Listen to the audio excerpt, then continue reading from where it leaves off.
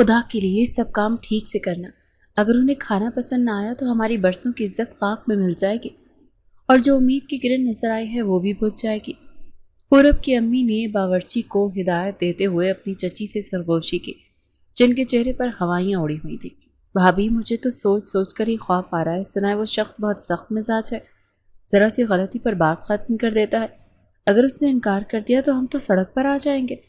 پورب جو ابھی ابھی کالج سے لوٹی تھی، ان کی یہ پریشانی بھری گفتگو سن کر ٹھٹک گئی۔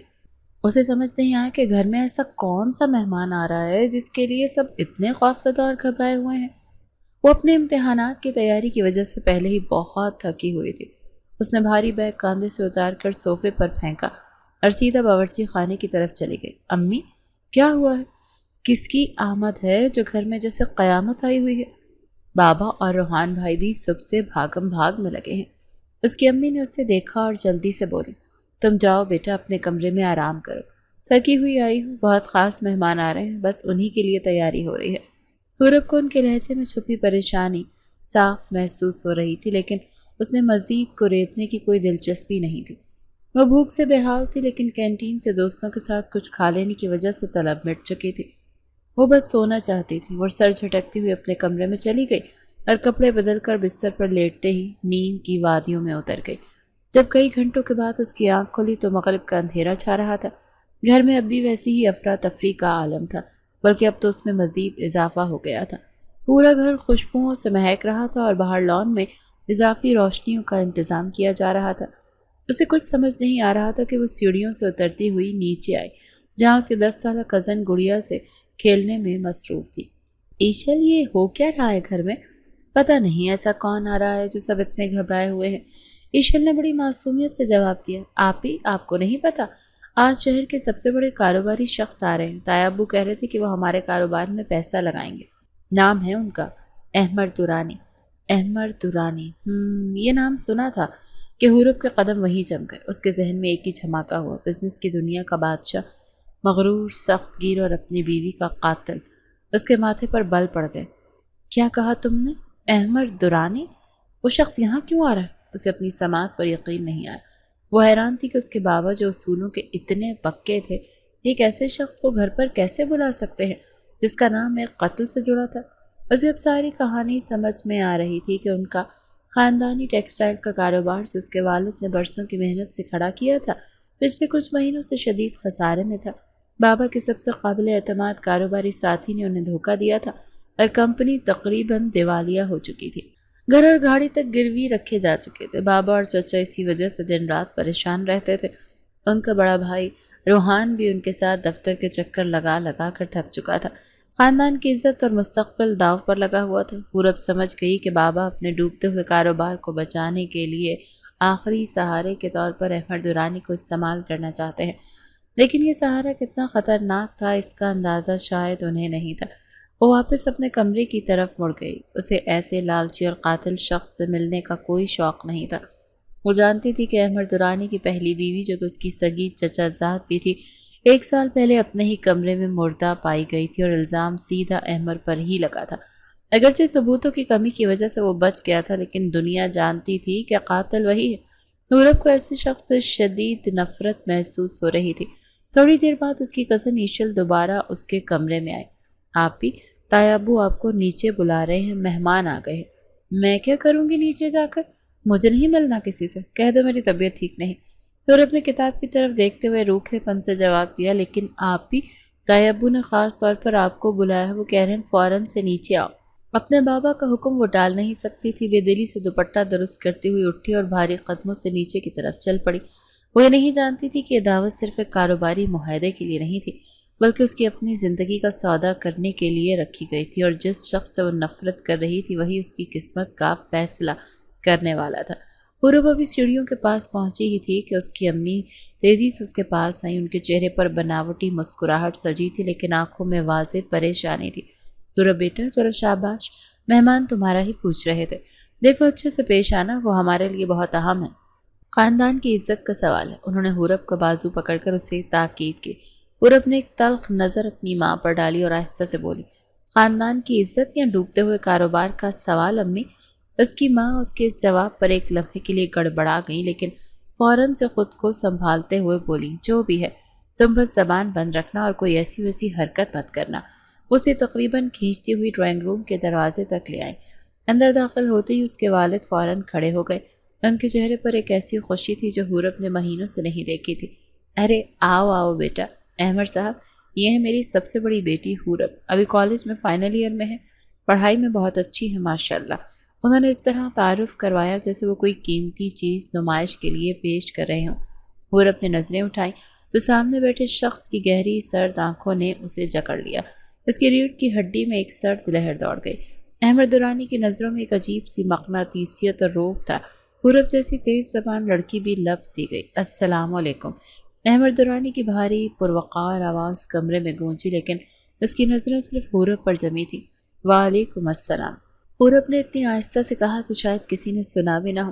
اب فوراً نظریں جھکا لیں۔ بیٹا احمد صاحب کو ٹھیک سے سلام کرو، اس کے والد نے قدرے سخت لہجے میں کہا، جیسے وہ اس کی بے رخی پر پردہ ڈالنا چاہتے ہوں۔ حورب نے کچھ نہ کہا اور خاموشی سے اس کرسی پر بیٹھ گئی جو کہ احمد کے لیے بالکل سامنے تھی۔ کھانے کی میز پر ماحول انتہائی بوجھل تھا۔ اس کے والد اور بھائی روحان مسلسل احمد درانی سے کاروبار کی باتیں کرنے کی کوشش کر رہے تھے، لیکن احمد کا دھیان کہیں اور تھا۔ حورب بیٹا تم کچھ کھا کیوں نہیں رہی؟ دیکھو احمد صاحب خاص طور پر ہمارے کہنے پر تشریف لائے ہیں، مہمان کے سامنے ایسے بیٹھنا اچھی بات نہیں۔ اس کے بابا نے اسے ٹوکا۔ جی بابا بس بھوک نہیں ہے۔ حورب نے پلیٹ میں چمچ چلاتے ہوئے مختصر سا جواب دیا۔ روحان نے بات بدلنے کی کوشش کی۔ احمد صاحب ہماری فیکٹری کا جو نیا پلان میں نے آپ کو بھیجا ہے، اس پر اگر آپ کی انویسٹمنٹ ہو جائے تو ہم 6 مہینے میں کمپنی کو دوبارہ اپنے پیروں پر کھڑا کر سکتے ہیں۔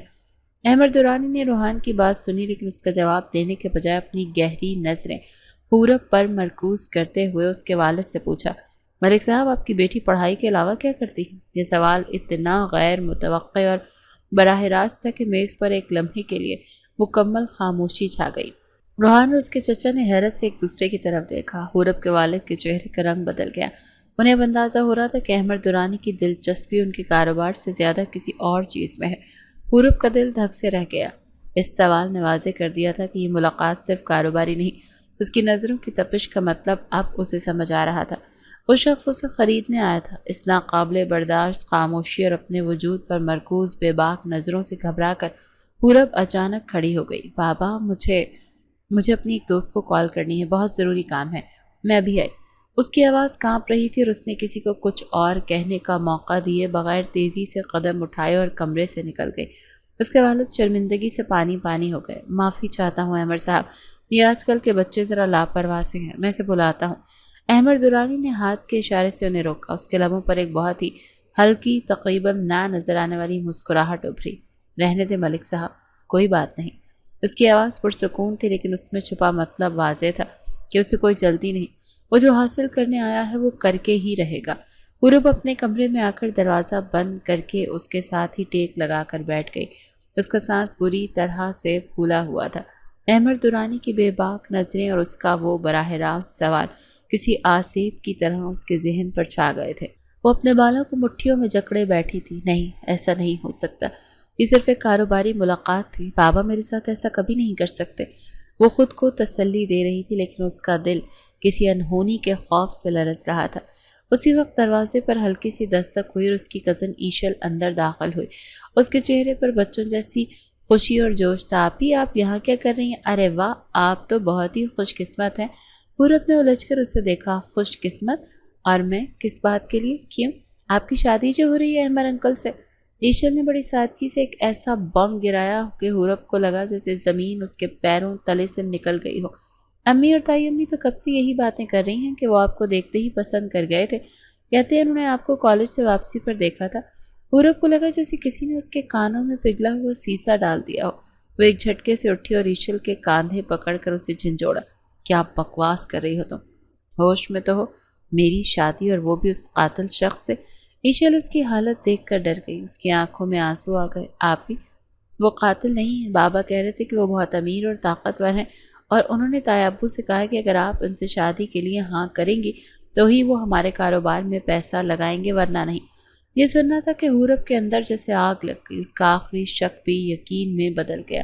اس کے گھر والوں نے اس کا سودا کر دیا تھا۔ وہ ایشل کو وہیں چھوڑ کر طوفان کی طرح کمرے سے نکلی اور سیدھا نیچے ٹی وی لاؤنج کی طرف بھاگی جہاں اس کے بابا اور چچا بیٹھے شاید اسی موضوع پر گفتگو کر رہے تھے۔ بابا، اس کی گرجدار آواز پر دونوں نے چونک کر اسے دیکھا۔ ان کے سامنے جا کر کھڑی ہو گئی۔ اس کی آنکھیں غصے اور آنسوؤں سے سرخ ہو رہی تھیں۔ یہ میں کیا سن رہی ہوں؟ یہ سچ ہے؟ بولیں بابا، کیا آپ نے میرا سودا کر دیا اس شخص کے ساتھ؟ اس کے والد فوراً کھڑے ہو گئے اور ان کے چہرے پر شرمندگی اور سختی کے ملے جلے تاثرات تھے۔ آواز نیچی کرو حورب، تمیز سے بات کرو۔ سودا نہیں کیا، تمہارے اور تمہارے بہن بھائیوں کے مستقبل کو بچانے کا فیصلہ کیا ہے۔ کیسا مستقبل بابا؟ ایک قاتل کے حوالے کر کے؟ وہ پھوٹ پھوٹ کر رو پڑی۔ آپ بھول گئے وہ اپنی بیوی کو مار چکا ہے۔ وہ مجھ سے عمر میں کتنا بڑا ہے۔ آپ لوگوں نے ایک بار بھی یہ نہیں سوچا؟ اتنی بھاری ہو گئی تھی میں آپ سب پر کہ مجھے بیچنے پر مجبور ہو گئے۔ اس کے والد نے بے بسی سے کہا، بیٹا وہ تمہیں پسند کرتا ہے، اس نے تمہیں کالج آتے جاتے دیکھا تھا، اس نے زبان دی ہے کہ وہ تمہیں ہمیشہ بہت خوش رکھے گا۔ اس کی یہی ایک شرط ہے حورب، ہمارے پاس اس کے علاوہ اور کوئی راستہ نہیں بچا، ہم برباد ہو چکے ہیں۔ حورب نے آنسوؤں بھری نظروں سے اپنے باپ کو دیکھا، ان کا لہجہ ٹوٹا ہوا اور زہر بھرا تھا۔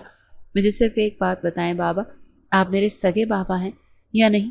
یہ جملہ اس کے باپ کے دل میں تیر کی طرح لگا اور وہ غصے سے چلائے، حورب بس ایک لفظ اور نہیں، باپ ہی ہوں تمہارا، لیکن کیا کرتا میں؟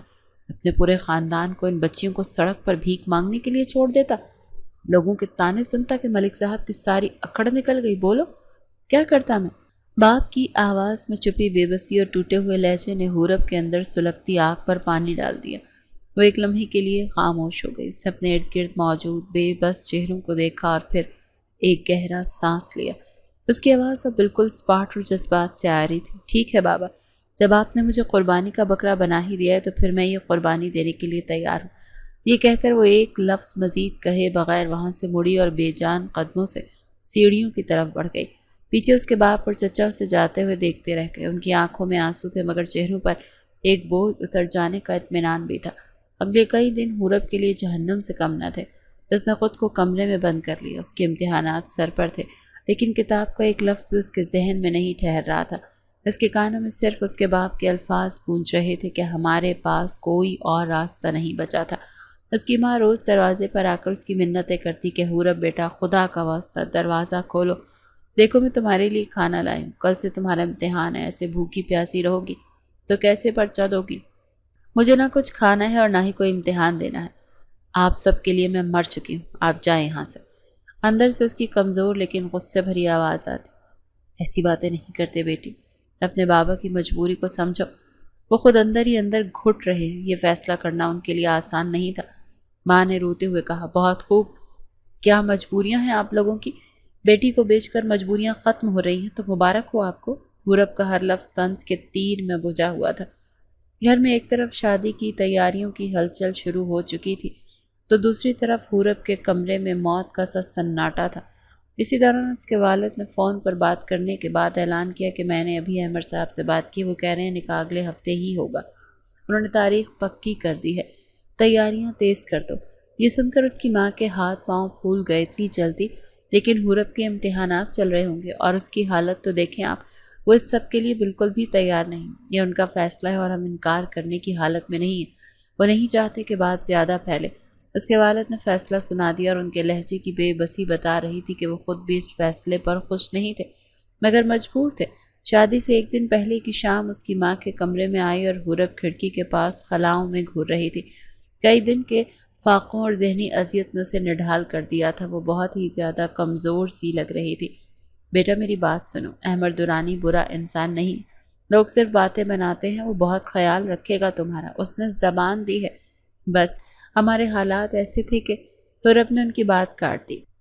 اس کا لہجہ بالکل اسپاٹ اور ہر طرح کے جذبات سے خالی تھا۔ بس مما آپ رہنے دیں، جب میں قربانی کا بکرا بن ہی چکی ہوں تو قصائی اچھا ہو یا برا کیا فرق پڑتا ہے؟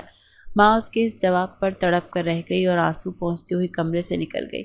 آخرکار شادی کا دن آ گیا اور احمد درانی کی طرف سے بھیجا گیا اور اسی جوڑا بستر پر پڑا تھا جو اپنی قیمت اور نفاست کی خود گواہی دے رہا تھا، لیکن حورب کو وہ کفن لگ رہا تھا۔ وہ خاموشی سے تیار ہو رہی تھی کہ اس کا بھائی روحان کمرے میں داخل ہوا۔ حورب چلو بابا نیچے بلا رہے ہیں، احمد بھائی گاڑی میں انتظار کر رہے ہیں، وہ تمہیں خود پالر لے کر جائیں گے۔ حورب نے جو دوپٹہ سر پر رکھ رہی تھی ایک جھٹکے سے ہاتھ روکا اور نفرت سے بولی، میں اس شخص کے ساتھ ہرگز کہیں نہیں جاؤں گی۔ ڈرائیور کو بلا لیں، میں اس کے ساتھ چلی جاؤں گی۔ روحان نے بے بسی سے اسے سمجھایا کہ حورب پلیز آج کے دن تماشا مت کرو، وہ تمہارے شوہر بننے والے ہیں۔ بابا کی عزت کا تو خیال کرو، لوگ کیا کہیں گے؟ لوگ؟ حورب زہریلی ہنسی ہنسی۔ جس باپ نے اپنی بیٹی کی عزت کا سودا کرتے ہوئے لوگوں کا خیال نہیں کیا، میں اب اس کی جھوٹی عزت کا خیال کیوں کروں؟ جا کر کہہ دو اس قاتل سے کہ میں اس کے ساتھ نہیں جا رہی، بس۔ حورب، روحان نے غصے سے اسے پکارا، لیکن حورب نے سنی انسنی کر کے منہ دوسری طرف پھیر لیا۔ گھر میں ایک نیا طوفان کھڑا ہو چکا تھا اور نیچے گاڑی میں بیٹھا بزنس کی دنیا کا بادشاہ اس طوفان سے بے خبر اپنی ہونے والی دلہن کا انتظار کر رہا تھا۔ روحان کی تمام دلیلیں اور واسطے حورب کے سامنے بیکار جا رہے تھے کہ ان کے والد خود کمرے میں داخل ہوئے۔ ان کا چہرہ اترا ہوا تھا اور آنکھوں میں ایک باپ کی شدید بے بسی تھی۔ کیا ہو رہا ہے یہاں؟ روحان، حورب ابھی تک یہیں ہے، احمد صاحب کب سے نیچے گاڑی میں اس کا انتظار کر رہے ہیں۔ روحان نے بے چارگی سے کہا، بابا یہ اس شخص کے ساتھ جانے سے صاف انکار کر رہی ہے۔ اس کے والد نے کانپتی ہوئی نظروں سے حورب کو دیکھا۔ ان کا لہجہ منت بھرا تھا، حورب بیٹا خدا کے لیے آج کے دن میری عزت کا جنازہ مت نکالو۔ وہ شخص نیچے تمہارا شوہر بننے کی حیثیت سے انتظار کر رہا ہے۔ اگر تم نے انکار کر دیا تو وہ اس رشتے سے انکار کر دے گا اور ہم کہیں کے نہیں رہیں گے۔ میں تمہارے آگے ہاتھ جوڑتا ہوں بیٹی، میری پگڑی کی لاج رکھ لو۔ ایک باپ کو اپنے سامنے یوں ہاتھ جوڑتے اور گڑ گڑاتے دیکھنا شاید دنیا کا سب سے مشکل منظر ہوتا ہے۔ حورب کا دل ایک پل کو لرز گیا، اس کے اندر کا سارا غصہ، نفرت آنسو بن کر بہہ نکلے اور آنکھوں میں جمع ہو گیا۔ اس نے کوئی جواب نہیں دیا، بس چپ چاپ اپنا پرس اٹھایا اور ان سب کے پاس سے گزرتی ہوئی کمرے سے باہر نکل گئی۔ گاڑی کا پچھلا دروازہ کھول کر وہ اندر بیٹھی اور زور سے دروازہ بند کر دیا۔ وہ بالکل سیدھی بت بنی بیٹھی تھی اور کھڑکی سے باہر دیکھ رہی تھی۔ احمد دورانی نے ڈرائیونگ سیٹ پر بیٹھ کر ایک نظر شیشے سے اسے دیکھا اور گاڑی سٹارٹ کر دی۔ گاڑی میں ایک ناقابل برداشت خاموشی چھائی ہوئی تھی جسے احمد نے ہلکی آواز میں ایک پرسکون دھن چلا کر توڑنے کی کوشش کی، لیکن حورب کی طرف سے کوئی رد عمل نہیں آیا۔ کچھ دیر بعد احمد نے ہی خاموشی کو توڑا اور اس کا لہجہ انتہائی سنجیدہ اور پرسکون تھا۔ میں جانتا ہوں کہ یہ شادی تمہاری مرضی کے خلاف ہو رہی ہے۔ حورب نے کوئی جواب نہیں دیا، وہ اسی طرح باہر دیکھتی رہی جیسے اس نے کچھ سنا ہی نہ ہو۔ احمد نے اپنی بات جاری رکھی، لیکن میں تمہیں یقین دلاتا ہوں کہ تمہیں مجھ سے کبھی کوئی شکایت نہیں ہوگی۔ میں تمہیں خوش رکھنے کی ہر ممکن کوشش کروں گا۔ اس کی بات پر حورب کے لبوں پر ایک زہریلی مسکراہٹ ابھری، لیکن اس نے کچھ کہا نہیں۔ تھوڑی دیر میں گاڑی ایک بڑے پولر کے سامنے رک گئی۔ حورب نے ایک لمحہ بھی ضائع کیے بغیر دروازہ کھولا اور باہر نکل گئی۔ اس نے ایک بار بھی مڑ کر اس شخص کی طرف نہیں دیکھا جس کے نام کے ساتھ وہ چند گھنٹوں میں جڑنے والی تھی۔ نکاح کے چند بولوں نے اسے حورب ملک سے حورب احمد دورانی بنا دیا تھا، اور اب وہ اس شخص کے عالی شان گھر کے سجے ہوئے کمرے میں بیٹھی تھی جیسے کسی سونے کا پنجرہ لگ رہا تھا۔ وہ دلہن بنی بیٹھی تھی لیکن اس کے دل میں ویرانی تھی۔ کچھ دیر بعد کمرے کا دروازہ کھلا اور احمد دورانی اندر داخل ہوا۔ السلام علیکم، اس کی بھاری آواز کمرے میں گونجی اور حورب نے کوئی جواب نہیں دیا۔ وہ اسی طرح نظریں جھکائے بیٹھی رہی۔ احمد چلتا وہ اس کے قریب آیا، اپنا کوٹ اتار کر ایک طرف رکھا اور اس کے سامنے ایک کرسی پر بیٹھ گیا۔ دیکھو، میں پھر کہہ رہا ہوں، میں تمہارے ساتھ کوئی زبردستی نہیں کروں گا۔ تم اس گھر میں اس کمرے میں پوری طرح محفوظ ہو۔ تم میرے نام کے ساتھ جڑ چکی ہو، میرے لیے فی الحال یہی کافی ہے۔ احمد کے ان الفاظ پر حورب نے پہلی بار نظریں اٹھا کر اسے دیکھا۔ اس کی آنکھوں میں نفرت کے انگارے دہک رہے تھے۔ کیوں کیا تم نے میرے ساتھ ایسا احمد دورانی؟ آخر خرید ہی لیا نا مجھے میرے مجبور باپ سے۔ بتاؤ کیا قیمت لگائی ہے میری؟ احمد کے چہرے پر کوئی تاثر نہیں آیا۔ وہ اسی طرح پرسکون لہجے میں بولا، خریدا نہیں ہے، محبت کی ہے۔ جس دن پہلی بار تمہیں کالج کے باہر دیکھا تھا اسی دن فیصلہ کر لیا تھا کہ اگر کوئی میری زندگی میں آئے گی تو وہ تم ہی ہوگی۔ محبت؟ حورب نے ایک تصحیق بھری ہنسی ہنسی۔ واہ، کیا خوب مذاق کرتے ہیں آپ۔ یہی محبت آپ نے اپنی پہلی بیوی سے بھی کی ہوگی جسے آپ نے اپنے ہاتھوں سے مار دیا تھا۔ جواب دیں۔ اس بار احمد کے جبڑے بھیج گئے۔ اس کی آنکھوں میں ایک لمحے کے لیے سرد غصے کی لہر دوڑ گئی۔ میں تمہیں کوئی صفائی دینا ضروری نہیں سمجھتا، وقت خود ہر چیز کی صفائی دے دے گا۔ تم آرام کرو، تمہیں کسی بھی چیز کی ضرورت ہو تو ملازموں کو بلا لینا۔ یہ کہہ کر وہ اٹھا، بستر سے ایک تکیہ اور چادر اٹھائی اور کمرے میں رکھے صوفے پر جا کر لیٹ گیا۔ اس نے اپنی پشت حورب کی طرف کر لی۔ حورب حیرت سے اسے دیکھتی رہی۔ وہ تو سوچ رہی تھی کہ اس کی تلخ باتوں پر غصے سے آگ بگولا ہو جائے گا، لیکن وہ تو انتہائی خاموشی اور سکون سے سو گیا، جیسے اس کے الزامات کی اسے کوئی پرواہ ہی نہ ہو۔ رات کے اندھیرے میں حورب کی آنکھ کھلی تو اس نے دیکھا کہ احمد درانی صوفے پر گہری نیند سو رہا ہے۔ کمرے میں مکمل خاموشی تھی اور ایک لمحے کے لیے حورب کو لگا کہ یہی موقع ہے کہ وہ یہاں سے بھاگ سکتی ہے، اس قید خانے سے آزاد ہو سکتی ہے۔ وہ دبے پاؤں بستر سے اتری، اس نے دروازے کی طرف قدم بڑھایا اور انتہائی آہستگی سے دروازے کا لاک کھولنے کی کوشش کی، لیکن پرانی طرز کے لاک نے ایک تیز کلک کی آواز پیدا کی۔ اس سے پہلے کہ وہ دروازہ کھول پاتی، ایک مضبوط ہاتھ نے اس کی کلائی کو سختی سے پکڑ لیا۔ حورب نے ڈر کر مڑ کر پیچھے دیکھا تو احمد درانی اس کے پیچھے کھڑا تھا اور اس کی آنکھوں میں نیند کا شائبہ تک نہیں تھا۔ کہاں جانے کی تیاری ہو رہی ہے؟ اس کی آواز رات کی خاموشی میں کسی سرگوشی سے زیادہ نہیں تھی، لیکن اس میں چھپی سختی واضح تھی۔ حورب نے اپنی کلائی چھڑانے کی کوشش کرتے ہوئے غصے سے کہا کہ چھوڑو مجھے، میرا یہاں دم گھٹ رہا ہے، مجھے جانا ہے یہاں سے، واپس اپنے گھر۔ احمد نے اس کی گرفت اور سخت کر دی۔ آدھی رات کو اس روسی لباس میں کہاں جاؤ گی؟ اپنے باپ کے گھر؟ وہی باپ جس نے صبح تمہیں خود میرے حوالے کیا تھا، کیا وہ تمہیں واپس قبول کر لیں گے؟ احمد کا ہر سوال ایک تیر کی طرح حورب کے پاس کوئی جواب نہیں تھا۔ وہ تڑپ کر بولی، کہیں بھی جاؤں، جہنم میں جاؤں، اس سے تمہیں کیا؟ تم نے مجھے خریدا ہے، میرے مالک نہیں بن گئے۔ میں نے تم سے کہا تھا کہ میں تمہیں چھوؤں گا بھی نہیں، اور میں اپنے وعدے پر قائم۔ احمد نے اسے کھینچ کر اپنے سامنے کیا۔ اس کا لہجہ اب بھی دھیما مگر انتہائی سرد تھا۔ لیکن اس کا مطلب یہ نہیں کہ تم گھر سے بھاگنے کی کوشش کرو گے۔ تم احمد درانی کی بیوی ہو، اور جب تک یہ رشتہ قائم ہے تم اس گھر کی عزت ہو۔ اس طرح رات کے اندھیرے میں بھاگ کر تم میری عزت نیلام نہیں کر سکتی۔ کیا تم میری بات سمجھ رہی ہو؟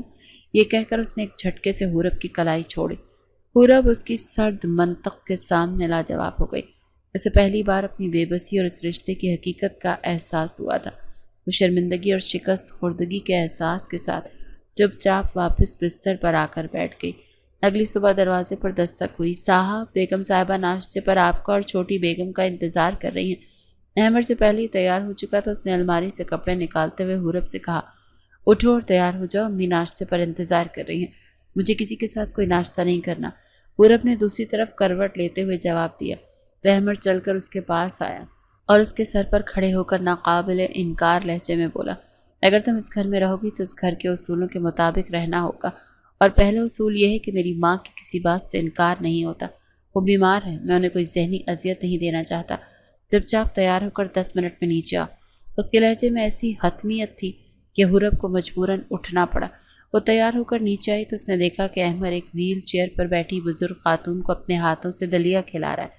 اس کے لہجے میں دنیا بھر کی نرمی اور محبت تھی۔ امی، آپ زیادہ باتیں نہ کریں، آپ کی طبیعت خراب ہو جائے گی، یہ لیں بس یہ آخری چمچ۔ اس خاتون نے حورب کو دیکھ کر محبت سے مسکرایا، ماشاء اللہ، بہت پیاری ہے میری بہو، آؤ بیٹا میرے پاس بیٹھو۔ حورب خاموشی سے ان کے پاس بیٹھ گئی۔ وہ حیرت سے دیکھ رہی تھی کہ جو شخص رات کو اتنا سخت اور بے رحم لگ رہا تھا، وہ اپنی ماں کے سامنے ایک فرما بردار بچے کی طرح تھا، جس کی شخصیت کا ایک ایسا روپ تھا جس کی حورب نے کبھی توقع نہیں کی تھی۔ دوپہر کے وقت وہ لان میں ٹہل رہی تھی کہ اس نے احمد کو دفتر سے واپس آتے دیکھا۔ ایک آوارہ بلی اس کے پاؤں میں آ کر لوٹنے لگی۔ حورب نے سوچا وہ اسے جھڑک دے گا، لیکن احمد نیچے جھکا اور اس کی پیٹھ سہلانے لگا۔ پھر اس نے ایک ملازم کو آواز دی، اکرم، اس بلی کے لیے روز دودھ کا ایک پیالہ یہاں رکھ دیا کرو، کافی کمزور لگ رہی ہے۔ یہ کہہ کر اس نے نظر اٹھائی تو حورب کو خود کو دیکھتے پایا۔ ایک لمحے کے لیے ان کی نظریں ملی، پھر احمد نے سر کو ہلکی سی جنبش دی اور اندر چلا گیا۔ حورب وہیں کھڑی سوچتی رہ گئی کہ ایک شخص جو اپنی بیمار ماں کی اتنی خدمت کرتا ہے، جانوروں سے اتنی محبت کرتا ہے، وہ اتنا ظالم کیسے ہو سکتا ہے؟ لیکن اسے کیا فرق پڑتا ہے، قاتل تو پھر بھی قاتل ہی ہوتا ہے۔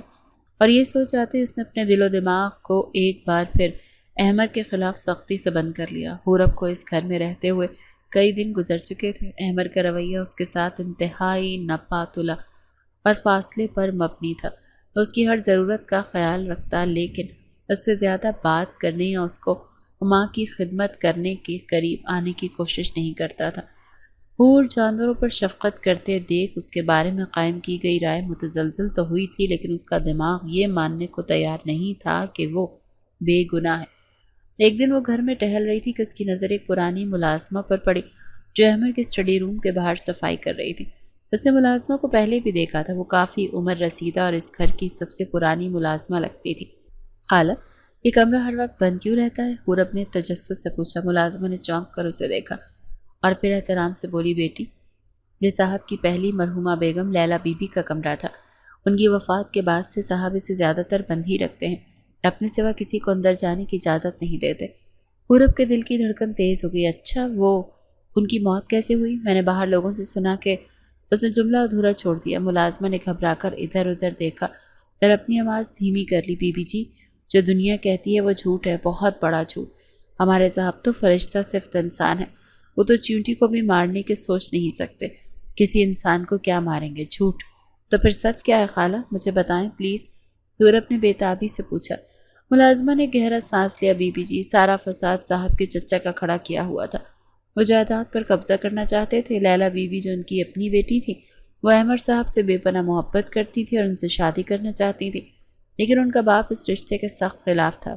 جس دن ان دونوں نے گھر سے چھپ کر نکاح کرنے کا فیصلہ کیا، اس ظالم باپ نے غیرت کے نام پر اپنی ہی بیٹی کو گولی مار دی اور سارا الزام ہمارے صاحب پر ڈال دیا تاکہ وہ جیل میں سڑتا رہے اور وہ ساری دولت ہڑپ کر جائے۔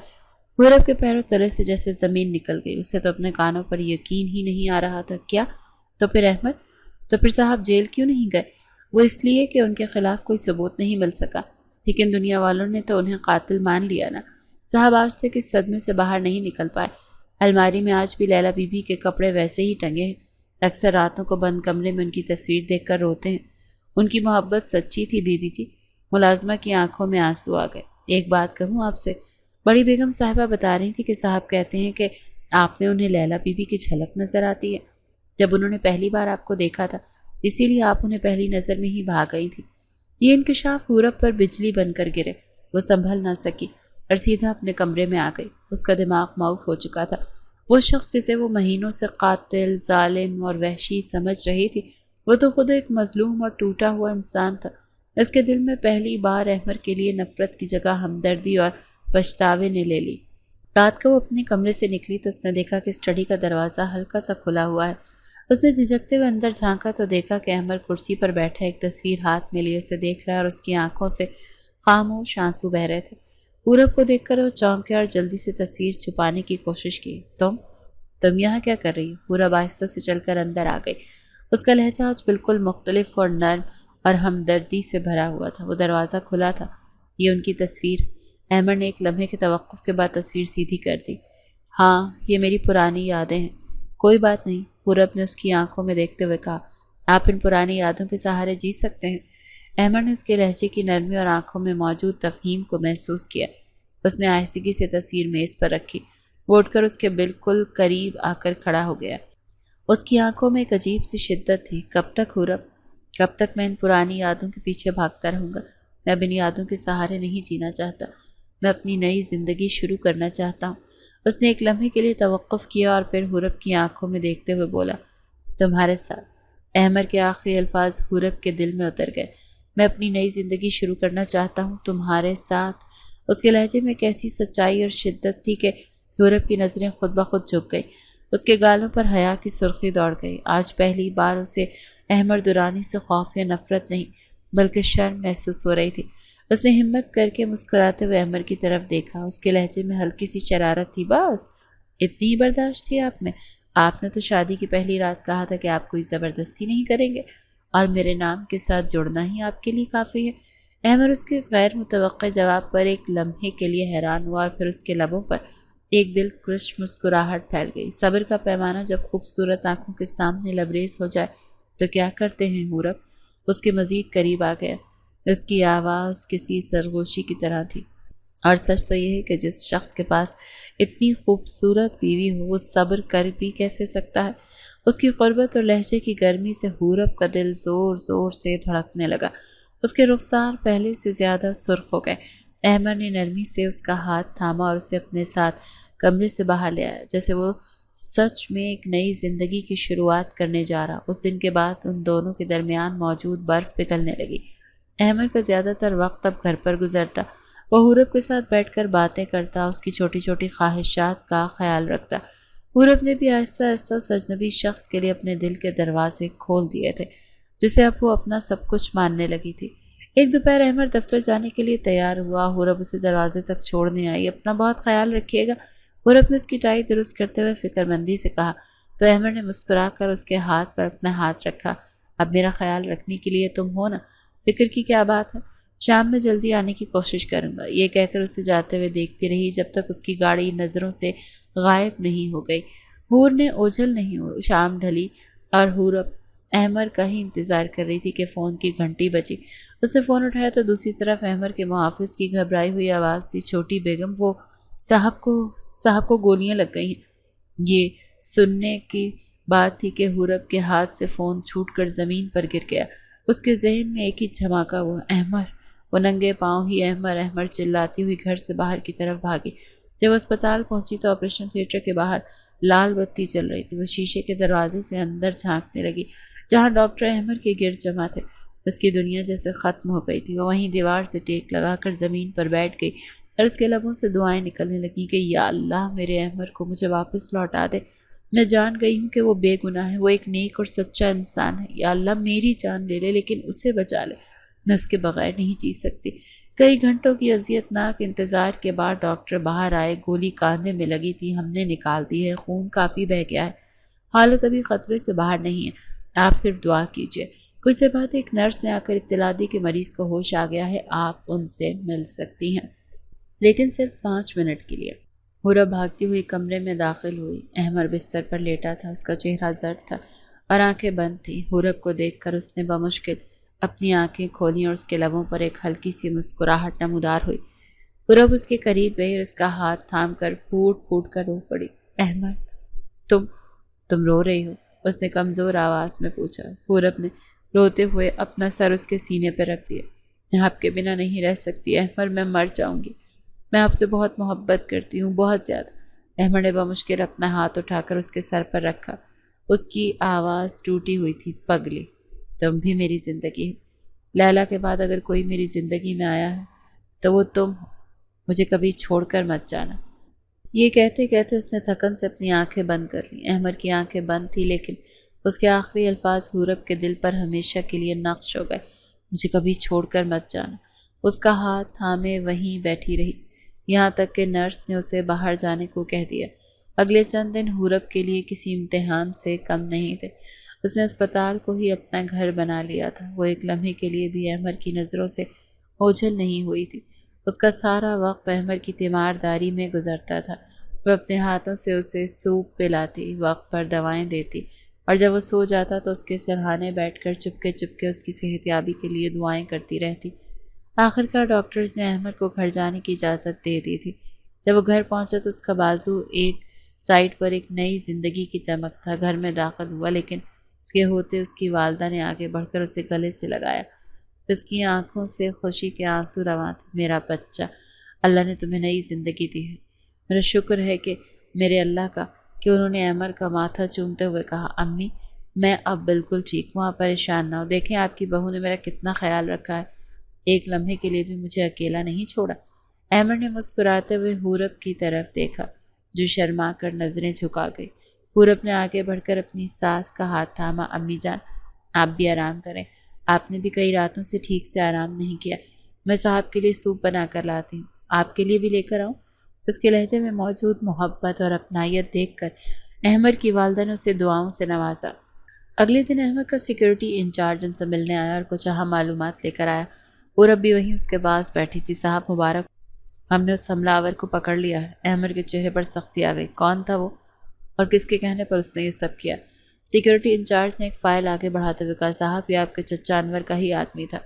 اس نے اعتراف کر لیا ہے کہ انور صاحب نے اسے آپ کو جان سے مارنے کے لیے بھاری رقم کی پیشکش کی تھی۔ احمر نے مٹھیاں بھینچ لی۔ مجھے پہلے ہی شک تھا، دولت کی ہوس نے اسے اندھا کر دیا ہے کہ وہ خون کے رشتوں کو بھی بھول گیا ہے۔ کیا ثبوت ہے تمہارے پاس؟ صاحب حملہ آور نے اقبال جرم کر لیا ہے۔ اس نے بتایا کہ انور صاحب نے ہی اسے لیلا بی بی کو موت کا جھوٹا قصہ سنا کر بھڑکایا تھا کہ آپ نے ان کی بیٹی کو مارا ہے اور اب ساری جائیداد پر قبضہ کر کے بیٹھے ہیں۔ انہوں نے اسے آپ کے راستے سے ہٹانے کے لیے اکسایا تھا۔ ہمارے پاس ان کے فون کالز ریکارڈنگز بھی ہیں جو ثبوت کے طور پر ریکارڈ کر لی گئی ہیں۔ پورا جب یہ سب سن کر حیرت اور دکھ سے گنگ رہ گئی۔ کتنا گھنونا انسان ہے، ایک جھوٹ کو چھپانے کے لیے ایک اور جان لینے پر تل گئے تھے۔ احمر نے گہرا سانس لیا اور اس کے دیے ہوئے تمام ثبوتوں کو قانون کے حوالے کر دو۔ میں اپنے خاندان کے خون سے اپنے ہاتھ رنگنا نہیں چاہتا۔ قانون اسے اس کے کیے کی سب سے بڑی سزا دے گا۔ سیکورٹی انچارج کے جانے کے بعد کمرے میں ایک گہری خاموشی چھا گئی۔ پورب نے آگے بڑھ کر احمد کا ہاتھ اپنے ہاتھوں میں لیا۔ مجھے بہت افسوس ہے کہ آپ کو میری وجہ سے اپنے خاندان والوں کی طرف سے اتنی تکلیفیں اٹھانی پڑیں۔ احمد نے اس کا ہاتھ نرمی سے دباتے ہوئے کہا، نہیں پورب، اس میں تمہارا کوئی قصور نہیں ہے۔ وہ شخص اپنے لالچ اور گناہوں کا شکار ہوا ہے۔ اس نے ایک لمحے کے لیے توقف کیا اور پھر پورب کی آنکھوں میں دیکھتے ہوئے شرارت سے پوچھا، ویسے تم نے اسپتال میں مجھ سے کچھ کہا تھا، تمہیں یاد ہے؟ پورب کا چہرہ فوراً شرم سے سرخ ہو گیا۔ اس نے نظریں چراتے ہوئے کہا، میں نے تو تکلیف میں نہ جانے کیا کچھ کہہ دیا ہوگا، مجھے بھلا کہاں یاد؟ احمد نے مسکراتے ہوئے اسے اپنی طرف کھینچا، اچھا تو تمہیں یاد نہیں؟ تم نے کہا تھا تم میرے بغیر نہیں رہ سکتی، تم نے کہا تھا تم مجھ سے محبت کرتی ہو۔ کیا یہ سب سچ تھا یا صرف میری ہمدردی میں کہہ دیا تھا؟ پورب نے ہمت کر کے اس کی آنکھوں میں دیکھا، اچھا تو آپ کو میری محبت پر شک ہے؟ آپ کو لگتا ہے میں اتنی بڑی بات جھوٹ میں کہہ سکتی ہوں؟ نہیں، شک نہیں ہے۔ احمد کے لہجے میں محبت امڑ آئی، بس اپنے کانوں سے دوبارہ سننا چاہتا ہوں، تسلی کے لیے۔ پورب نے اس کے قریب ہوتے ہوئے سرگوشی میں کہا، میں آپ سے بہت محبت کرتی ہوں احمد، اس سے زیادہ سچ میری زندگی میں اور کوئی نہیں، اور میں تم سے۔ احمد نے اس کا ہاتھ چومتے ہوئے کہا، وہ میری زندگی کا سب سے خوبصورت سچ تھا۔ اب جب سب کچھ ٹھیک ہو گیا ہے تو میں چاہتا ہوں کہ ہم اپنی نئی زندگی کا جشن منائیں۔ میں پوری دنیا کے سامنے تمہیں اپنی بیوی کے طور پر متعارف کروانا چاہتا ہوں۔ جیسے ہی میں مکمل طور پر ٹھیک ہو جاؤں گا، ہم اپنے گھر میں ایک شاندار دعوت رکھیں گے جو ہمارا ولیمہ بھی ہوگا۔ سب کو معلوم ہونا چاہیے کہ پورب احمد درانی کون ہے اور میری زندگی میں اس کی کیا اہمیت ہے۔ پورب نے خوشی اور محبت بھری نظروں سے اسے دیکھتے ہوئے اس بات میں سر ہلا دیا۔ اس کی خاموشی اس کی سب سے بڑی رضامندی تھی۔ احمد کے مکمل طور پر ٹھیک ہونے کے بعد دورانی ہاؤس کو کسی دلہن کی طرح سے سجایا گیا۔ آج ان کے ولیمے کی دعوت تھی اور ایک ایسا جشن جو ان کی نئی زندگی کا باقاعدہ اعلان تھا۔ شہر کی تمام بڑی کاروباری اور سماجی شخصیات اس پروقار تقریب میں مدعو تھیں۔ احمد اور پورب ایک دوسرے کے شانہ بشانہ کھڑے مہمانوں کا استقبال کر رہے تھے۔ ان کی جوڑی کو دیکھ کر ہر آنکھ میں تعریف اور تھوڑا سا رشک تھا۔ پورب کے والدین بھی وہاں موجود تھے اور ان کے چہروں پر آج مہینوں بعد حقیقی خوشی اور اطمینان کی جھلک تھی۔ پورب کے والد نے آگے بڑھ کر اس کے سر پر ہاتھ رکھا۔ ان کی آواز بھیگی ہوئی تھی، بیٹی آج تو میں یوں اپنے گھر میں ہنستا مسکراتا دیکھ کر میرے دل سے بہت بڑا بوجھ اتر گیا۔ ہو سکے تو اپنے اس گناہ گار باپ کو معاف کر دینا۔ بابا پلیز ایسی باتیں کر کے آج کے دن کو اداس مت کریں۔ پورب نے ان کا ہاتھ تھام لیا، آپ نے جو بھی کیا ہماری بھلائی کے لیے کیا، اور دیکھیں اللہ نے میرے لیے کتنا اچھا سوچا تھا، آپ کی وجہ سے ہی تو مجھے احمد ملے ہیں۔ پورب کی والدہ نے بھی نم آنکھوں سے کہا کہ احمد بیٹا، آپ نے ہماری بیٹی کو اتنی خوشیاں اور اتنی عزت دی ہے کہ ہم ساری زندگی آپ کے شکر گزار رہیں گے۔ امی جی آپ شکریہ کہہ کر مجھے شرمندہ نہ کریں، احمد نے احترام سے کہا۔ پورب اب اس گھر کی مالک ہے، اس کی خوشی سے بڑھ کر میرے لیے اور کچھ بھی نہیں۔ پارٹی کے دوران ایک جانی پہچانی کاروباری شخصیت کی بیگم جو کہ اپنی تیز زبان کی وجہ سے مشہور تھیں، ان کے پاس آئیں۔ ماشاءاللہ جوڑی تو بہت پیاری ہے ہمارا بیٹا، آپ نے تو شادی بھی اتنی خاموشی سے اور اچانک کر لی کہ ہم سب کو تو کانوں کان خبر ہی نہ ہوئی۔ اس کے لہجے میں واضح طنز تھا۔ اس سے پہلے کہ پورب کچھ جواب دیتی، احمد نے اس کا ہاتھ مضبوطی سے تھامتے ہوئے پرسکون سی مسکراہٹ کے ساتھ جواب دیا، چچی کچھ فیصلے زندگی کے سب سے بہترین فیصلے ہوتے ہیں اور بہترین فیصلوں کے لیے زیادہ شور نہیں مچایا جاتا۔ پورب میری زندگی کا وہی سب سے بہترین فیصلہ ہے۔ پورب نے بھی مسکراتے ہوئے بات میں اضافہ کیا، جی، اور ہم نے سوچا کہ خوشیاں سب کے ساتھ مل کر منانی چاہیے، اسی لیے آج آپ سب کو یہاں تکلیف دی۔ اس جوڑے کا پر اعتماد اور محبت بھرا جواب سن کر خاتون اپنا سا منہ لے کر رہ گئیں۔ تقریب کے دوران احمد کچھ دیر کے لیے اپنی والدہ کے پاس جا کر ان کی ویل چیئر کے پاس گھٹنوں کے بل بیٹھ گیا۔ امی آپ خوش تو ہیں نا؟ اس کی والدہ نے اس کے سر پر ہاتھ پھیرتے ہوئے کہا، آج مجھ سے زیادہ خوش اور کوئی نہیں ہے۔ آج لیلا کی روح بھی بہت پرسکون ہوگی، تم آخرکار ماضی سے نکل کر آگے بڑھنے کا فیصلہ کر چکے ہو۔ پورب بہت نیک اور پیاری لڑکی ہے بیٹا، اسے ہمیشہ اپنی پلکوں پر بٹھا کر رکھنا، میں آپ سے وعدہ کرتا ہوں۔